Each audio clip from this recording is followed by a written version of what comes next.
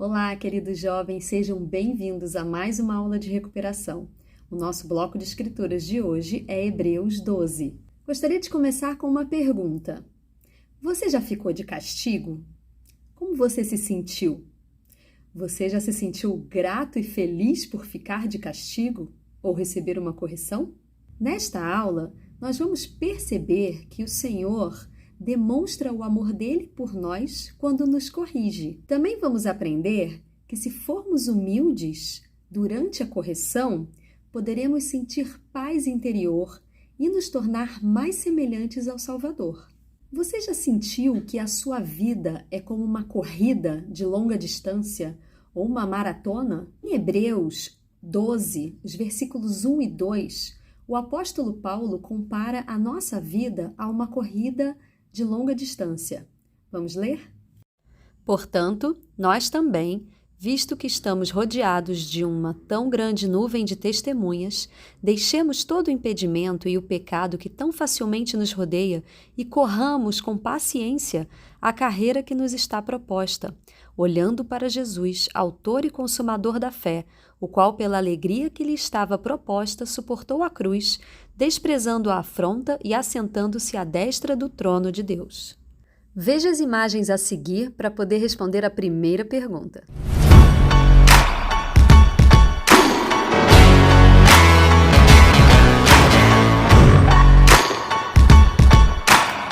Vamos à primeira pergunta a ser respondida no formulário na descrição do vídeo.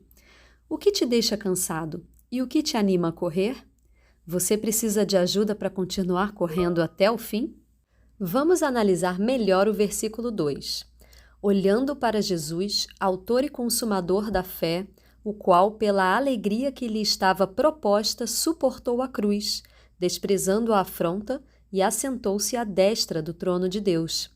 Sobre a frase "pela alegria que lhe estava proposta", o presidente Nelson explicou o seguinte: qual era a alegria que lhe foi proposta? Certamente incluía a alegria de nos purificar, de nos curar e de nos fortalecer. A alegria de pagar pelos pecados de todos os que se arrependessem. A alegria de possibilitar que vocês e eu voltássemos ao lar, limpos e dignos, para viver com nossos pais celestiais e com nossa família. Jesus Cristo suportou a cruz porque sabia que nos traria paz, que nos fortaleceria e nos possibilitaria o arrependimento. Ele sabia que precisaríamos dele para terminar a nossa corrida com sucesso. Aprendemos pelo exemplo de Jesus Cristo que, mesmo nos momentos mais difíceis na nossa vida, podemos nos concentrar nas coisas boas. Jesus Cristo, ao suportar o sofrimento na cruz e no Getsêmani, se concentrou em você e em mim. Você também pode se concentrar nele nos momentos difíceis da sua vida. E se você sentir que está ficando para trás na corrida da sua vida? Elder Holland falou sobre isso, vamos ver? Não estamos disputando uma corrida uns com os outros para ver quem é o mais rico, o mais talentoso, o mais bonito ou até o mais abençoado. A corrida que realmente disputamos é contra o pecado. O mais importante não é a velocidade, mas sim a direção. Nunca se esqueça disso. Se você está voltado para o Salvador, não importa a sua velocidade, você está no caminho certo. Agora vamos voltar ao assunto do castigo? Conta aqui para mim como você se sente quando alguém te corrige ou quando alguém te deixa de castigo. Eu me lembro de ser corrigida pelos meus pais por diversas vezes e eu ficava bem irritada. Mas, depois de parar por alguns instantes para pensar, eu consegui entender o motivo pelo qual eu estava sendo corrigida. E hoje em dia, mais velha e mais madura, eu agradeço aos meus pais por me corrigirem quando eu precisei. É difícil ser corrigido, porque nós queremos sempre estar certos. Sempre achamos que temos um bom motivo para fazer o que estamos fazendo. No entanto, depois que nós amadurecemos, nós passamos a ser gratos pela correção, porque ela nos ajuda a progredir, nos faz enxergar coisas que não enxergávamos antes, nos ajuda a ser melhores. Vamos ver o que o apóstolo Paulo ensinou sobre castigo e correção? Vamos lá. Em Hebreus 12, começando no versículo 5, lemos: E já vos esquecestes da exortação que, como a filhos, discorre convosco. Filho meu, não desprezes a correção do Senhor, e não desanimes quando por ele fores repreendido, porque o Senhor corrige ao que ama, e açoita qualquer que recebe por filho. Se suportais a correção, Deus vos trata como a filhos. Porque que filho há a quem o pai não corrija? E continuando nos versículos de 9 a 11, lemos: Também, na verdade, tivemos nossos pais segundo a carne para nos corrigir, e os reverenciamos.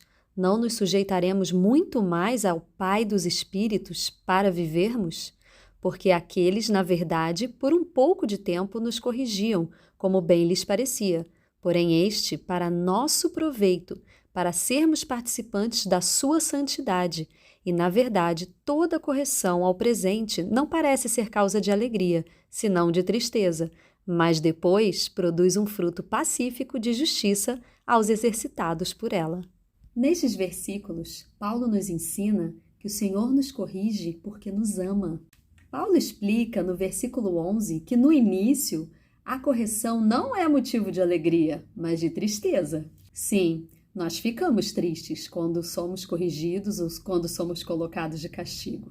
Mas depois a correção produz paz e justiça.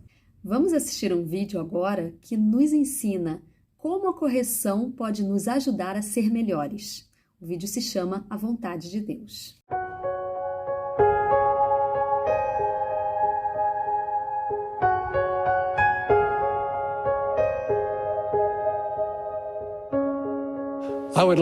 Gostaria de falar de determinada atitude prática que precisamos adotar se quisermos alcançar as expectativas de nosso Pai Celestial. É o seguinte: aceitar de bom grado e até mesmo solicitar a correção. O Elder Hugh B. Brown contou a história da compra de uma fazenda em más condições anos atrás. Ao limpar e consertar sua propriedade, ele se deparou com um pé de groselha que tinha crescido demais e não estava dando frutos. Ele o podou drasticamente, deixando-lhe apenas pequenos galhos. Então viu uma gota semelhante a uma lágrima brotando da ponta de cada um daqueles galhos podados, como se estivesse chorando, e pareceu-lhe dizer: Como pôde fazer isso comigo? Estava tão grande e bonita, e agora você me reduziu a isto. Todas as plantas daqui vão olhar para mim com desprezo. Como pôde fazer isso comigo? Pensei que você fosse o jardineiro aqui. Olhe, pequeno arbusto, sou o jardineiro aqui e sei o que quero de você. Não quero que se torne uma árvore de frutas ou sombra. Quero que seja um pé de groselha. E algum dia, groselheira, quando estiver carregada de frutos, você vai dizer: Obrigado, senhor jardineiro, por amar-me o bastante para podar-me. Anos depois, o Elder Brown tinha possibilidade de ser promovido a general, mas apesar de estar qualificado, a promoção lhe foi negada, por ele ser mormon. Continuando sua história, o Elder Brown lembrou: Peguei o trem e voltei, sentindo-me arrasado e cheio de amargura na alma. Quando cheguei a meu alojamento, joguei meu cap na cama, cerrei os punhos e agitei-os para o céu e disse: Deus, como pudeste fazer isso comigo? Eu fiz tudo ao meu alcance para qualificar-me. Como pudeste fazer isso comigo?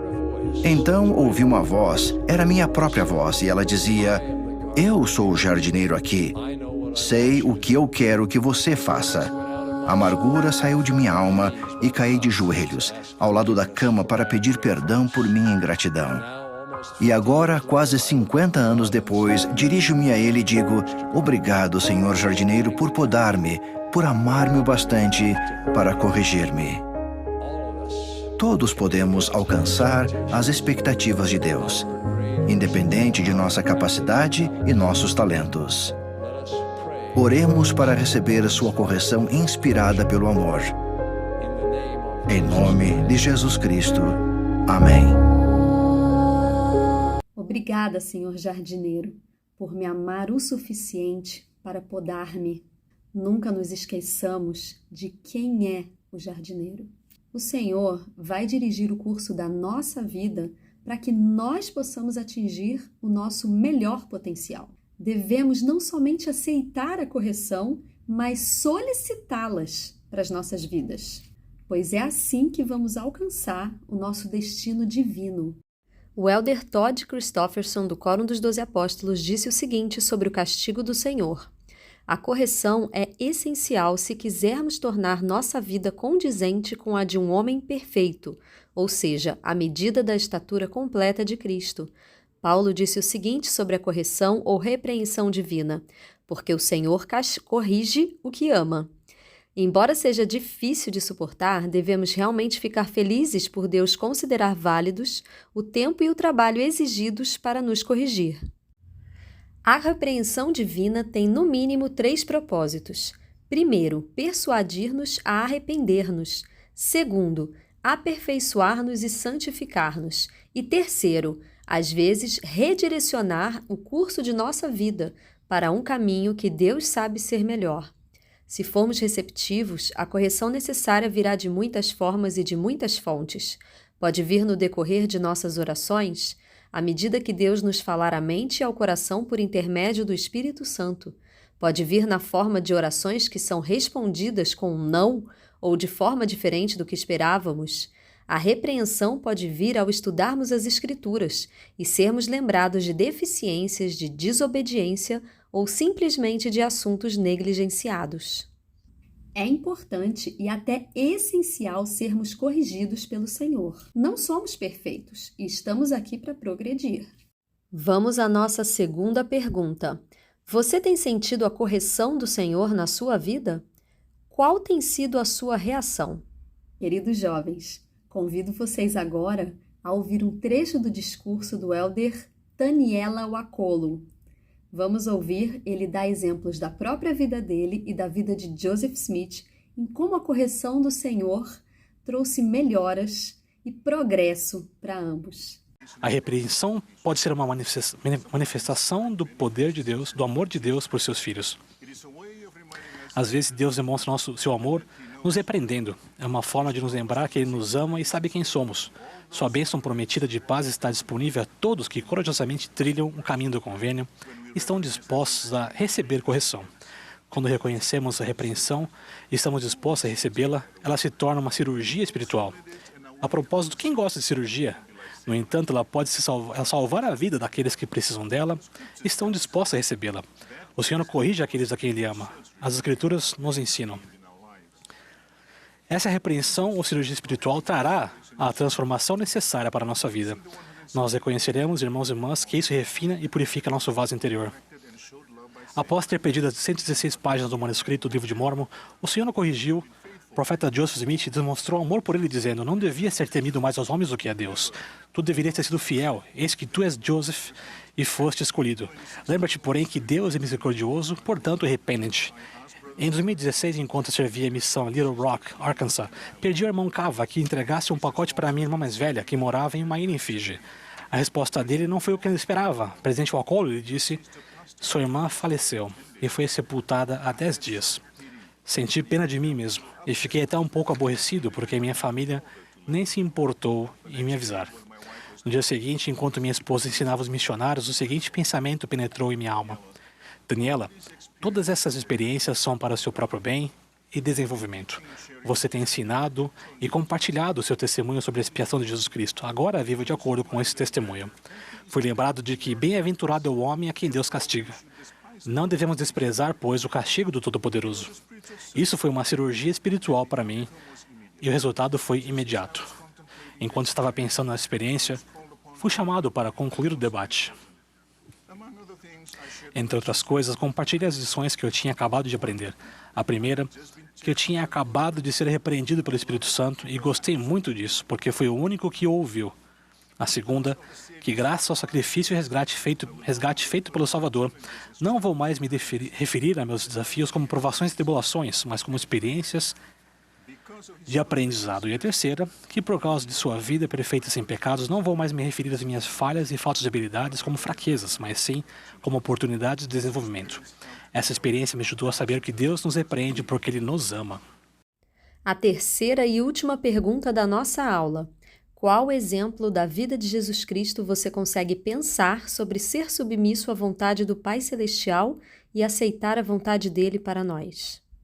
Queridos jovens, que possamos ser como Jó, que mesmo diante de tantas provações, declarou em Jó 23:10: Porém, ele sabe o meu caminho, e pondo-me ele à prova, sairei como ouro. Que possamos não somente aceitar a correção, mas amar e solicitar a correção em nossas vidas. Que possamos sentir o propósito da correção e o amor do Salvador quando somos corrigidos, pois ele corrige aquele que ele ama. Que possamos lembrar quem é o jardineiro e que quando estamos nas mãos do Senhor, não há melhores mãos para estarmos. Para finalizar, gostaria de te convidar para assistir o vídeo musical a seguir, que vai te lembrar sobre o amor que o Salvador tem por você. Deixo essa aula com todo o meu amor. Em nome de Jesus Cristo. Amém.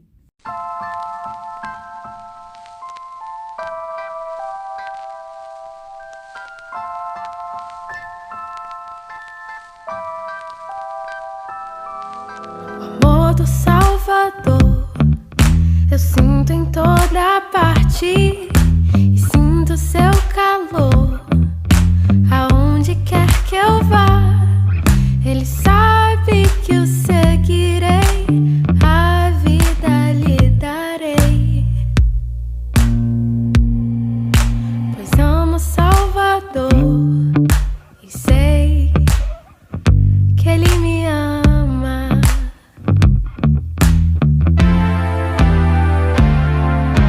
O amor do Salvador em paz me envolve a alma. Minhas orações, eu sei que ouvirá.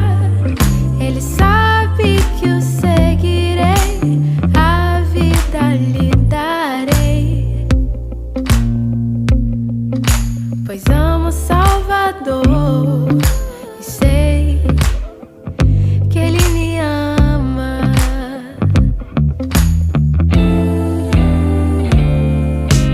O amor do Salvador é minha maior bênção. Ele é meu bom pastor, nada me faltará. Ele sabe que eu seguirei, a vida lhe darei,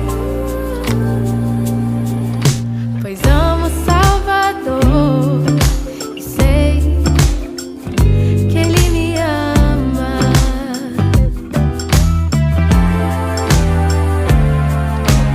Amor do Salvador, eu quero ir repartindo, servindo, sou feliz.